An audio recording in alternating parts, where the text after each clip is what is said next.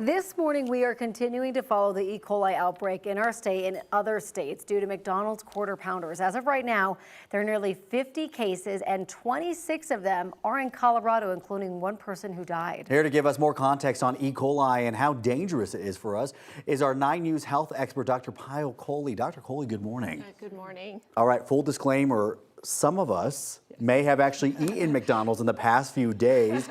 And we've actually been talking a lot about this. How soon after exposure would someone show symptoms? So our state is definitely a hot spot, as we just talked about. So usually it's 1 to 10 days, but about an average of about 3 days. So you start out usually with kind of stomach cramps, vomiting around that 3-day mark, maybe watery diarrhea.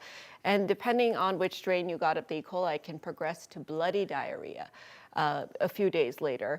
And hopefully that's all it is. There are a few subset of people who that bloody diarrhea will actually turn into a systemic reaction that can cause kidney failure, your blood cells to pop open and such. So if you think about how we got this bacteria, we all have E. coli that lives in our colon. It's healthy, it's part of our gut flora.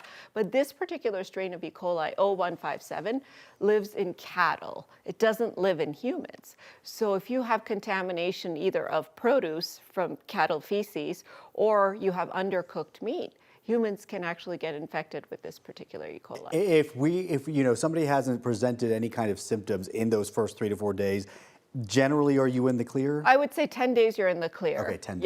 Yep. And some people can have it and not have severe symptoms either. So it doesn't necessarily have to be that everybody follows that same course. Fever is usually uncommon. Sometimes early in the disease you can have it. But if you're having abdominal pain, vomiting, and either watery progressing to bloody diarrhea, that's painful, these are signs that you should contact your doctor. Now, unfortunately for this particular illness, there's no treatment except supportive treatment. Wow. So you can't give antibiotics, that makes it worse. And certainly don't go to the drugstore and get Imodium or something, because that's going to make it a lot worse, because it's really those bacterial toxins that are popping open the cells in your colon that's causing the bloodiness. So you want that toxin to clear out of your colon. One thing that I learned just before we went on air, this can spread person to person. Yes, it can in fact. So if you have someone in your house who has it, the way that it spreads, it's called fecal oral spread. So you want to use a different bathroom than that person because they're shedding the toxin in their stools. In fact, kids shed the toxin for several weeks after the infection, longer than adults do usually.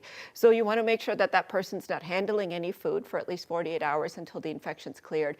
You want to make sure you're wiping down everything that they touch. If they have any sheets or any clothing or anything like that, that needs to be washed separately in extremely hot water in order to keep everything clean. Otherwise, it easily could be that they contaminate your food or a surface and you could get infected. I feel like a natural follow-up to this is if you are living with someone who has E. coli or you're concerned that maybe they have contracted E. coli, what are you supposed to do? So you should usually have them, like I said, use a separate restroom and just make sure that you're keeping everything clean. So household bleach is a really good sanitizer for this particular strain of E. coli. So if you're wiping down everything pretty commonly, and then as we know, when it comes to produce or meat, you want to make sure to wash that produce thoroughly, but that doesn't always get rid of it because it's not heated up. But for meat, you want to heat it up to at least 160 degrees to make sure that you kill any bacteria. That's that kill temp, okay. So if someone goes to the hospital and they are diagnosed with E. coli, you're saying you can't give antibiotics, you're not supposed to take any Imodium or whatever. What are they doing? Is it just saline? So IV fluids and just supportive care. So thankfully, very few people who get this E. coli 0157 will progress to this life-threatening illness called hemolytic uremic syndrome, where the blood cells are popping open, the platelets go down, the kidney failure happens.